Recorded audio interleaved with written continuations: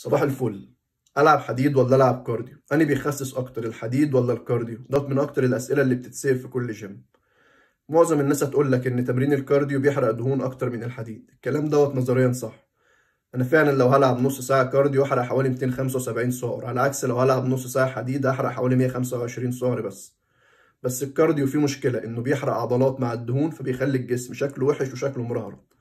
خليني اقول لك ان تمرين الحديد ممكن يحرق دهون اكتر من الكارديو، بس الميكانيزم تاني.